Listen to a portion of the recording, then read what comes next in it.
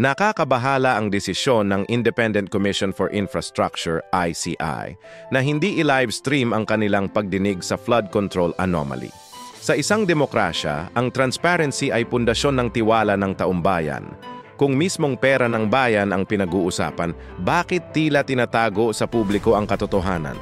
Sabi nga ni dating Defense Secretary Norberto Gonzales, hindi katanggap-tanggap ito. Wala nang tiwala ang mamamayan sa gobyerno dahil sa paulit-ulit na iskandalo ng korupsyon. Kaya kung ang investigasyon ay isasara sa publiko, lalong lalaki, ang duda ng sambayanan na ito ay isa lamang damage control.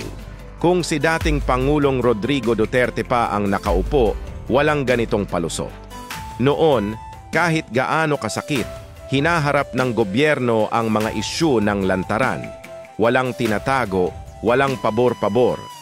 Kaya't muling lumalabas ang tanong, sino ang pinoprotektahan ng kasalukuyang pamahalaan? Makikita rin natin ang pagkakaiba sa aksyon laban sa mga senador at sa mga kongresista. Mabilis kapag senador ang sangkot, pero mabagal kapag kongresista, lalo na kapag ang pangalan ay Romualdez. Ito ang tinutukoy ni Atemer Topacio at ni Kong. Marcoleta, selective justice.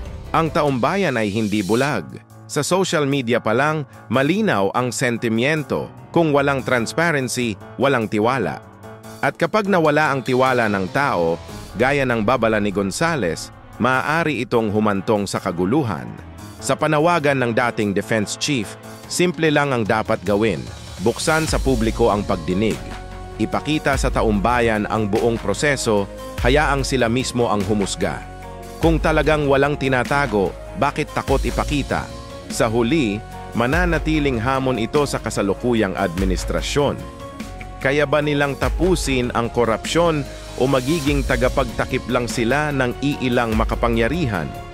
Ang kasaysayan ang huhusga at gaya ng dati, ang taumbayan ang tunay na magdedesisyon.